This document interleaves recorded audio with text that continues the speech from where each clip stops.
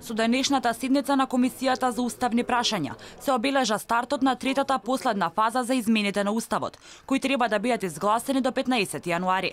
На дневен ред се 4 предлог амандмани на Уставот, согласно Преспанскиот договор и Уставниот закон за важењето на овие амандмани и државјанството.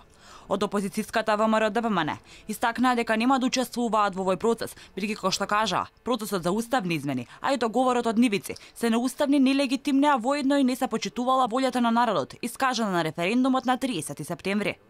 Одлучивме да не учествуваме во понатамошните фази на процесот кој што е повеќе фарса отколку право, а тоа е процесот за измени на Уставот.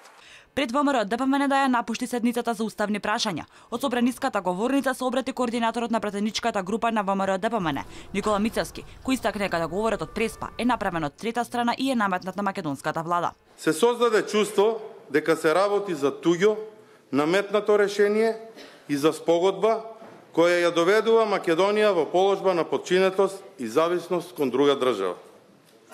Ова се показатели дека договорот не извира од македонските интереси, туку дека е наметнат од друга страна, а Македонија и собранието се доведени пред свршен чин.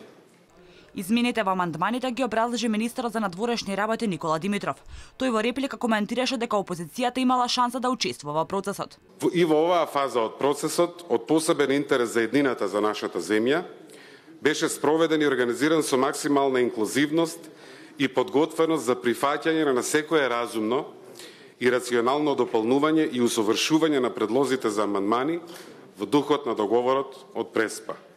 За сега нема поднесено нови амандмани на веќе утврдените, но поднесени се 7 амандмани на Уставниот закон од страна на БЕСА, Алијансата на албанците, СДСМ и независната пратеничка група од ВМРО-ДПМН.